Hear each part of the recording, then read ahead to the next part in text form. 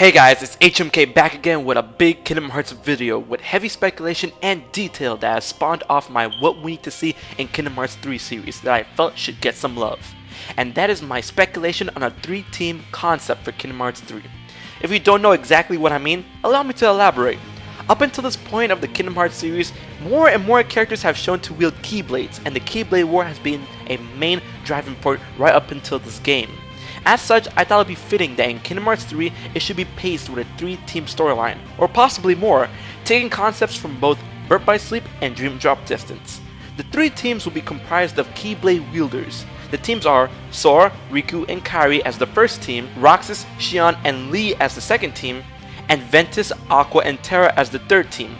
All of these individuals wield Keyblades, and some have been hinted to return in the third installment of Kingdom Hearts. Not only that, these teams are already established groups within the Kingdom Hearts mythos, and I find it fitting that they all should come together to help end the Xehanort saga.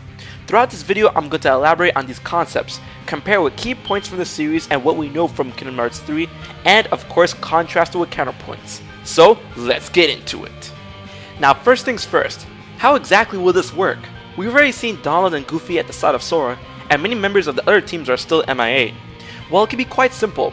We already know that both Sora and Riku will look for a way to bring back those lost. So honestly, the first arc of Kingdom Hearts 3 can be about restoring those lost individuals, or otherwise known as unlocking them, for future play. Once all these characters, yes that includes Roxas and Xion, are saved, then the second arc of the game will commence, giving players a choice between the 3 storylines and focus on each one of the teams. It is at this time that I believe Goofy and Donald should scoot on over for Riku and Kairi to join up with Sora. By incorporating a system like this, it gives players the chance to see worlds from different angles and perspectives. It also gives more room for character development and gives more insight on the bond between these 3 groups of friends. In terms of gameplay, of course, certain characters must retain their gameplay styles to establish individuality, such as Sora, Riku, Roxas, Terra, Aqua, and Ventus. For the likes of Xion, Kairi, and Lea, they must show more original styles of fighting so they don't feel like clones of other characters. In this battle system, when playing as a team, players should be given the option of switching between characters during gameplay, but not entirely at will, otherwise that's just asking for a sloppy gameplay design. I propose a bar that fills up over time that allows you to switch between your partners in gameplay. This gives players an awesome chance to play with their dream Keyblade wielder, each character with their own battle style, special attacks, and abilities. With this being the case, the amount of Keyblades to collect and to choose from for each one of these characters will be impressive. Hell, this is Kingdom Hearts 3 after all, the Keyblade War! Visiting each world with a different team can also spawn the opportunity to visit certain areas, interact with certain specific parts of the film, and to give teams their own partner character for each world. The possibilities are definitely there. Now, on to their endgame. Before I speculate that each team should go against a specific Xehanort due to their history, Sora, Riku, and Kairi should be pitted against Ansem, Seeker of Darkness, as they are the original 3 from the Destiny Islands, and Ansem was the one to fuck up their island in Kingdom Hearts 1. With the personal history that Ansem has with both Sora and Riku, I find this fitting. Also, Kairi should be getting in on the action as well.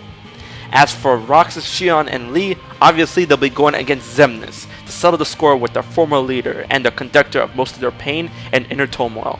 The organization tried to rip these 3 friends apart, and now it'll be a great chance for Roxas to finally face the superior in-between with his 2 best friends at his side. Next, my initial idea for Ventus, Terra, and Aqua was to face young Xehanort due to them fighting against him before in Birth by Sleep as a secret boss, and the history they have with his older self.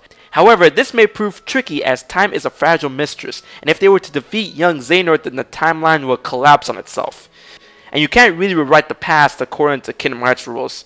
That's why I feel that Xigbar will be a better choice to face these 3, as they all have history with Braig, which can prove interesting years later, and with Xigbar having fond memories of the trio, especially Ventus, coupled with the fact that he's already half Xehanort, this will definitely be a recipe for an explosive encounter.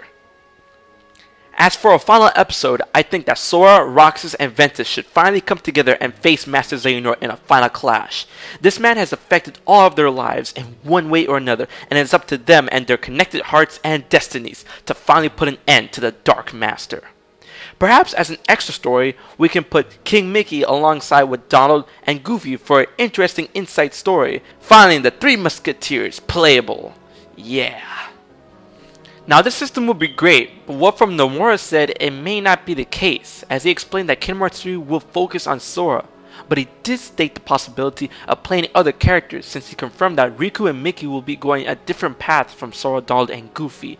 When Sora, Donald, and Goofy go look for the key to return hearts, Riku and Mickey will be looking for the lost Keyblade wielders. It seems that tackling different stories may be incorporated into the actual release, which definitely helps my speculation. But what did you think about this concept? Leave your comments, questions below, and most importantly, subscribe. Don't forget to favorite and share. Up until the next Kingdom Hearts 3 video, keep it here at HMK, the one gaming channel that seeks to strike you with hectic knowledge, news, theories, and hype. And until next time, I've been HMK, and I'll check you guys later.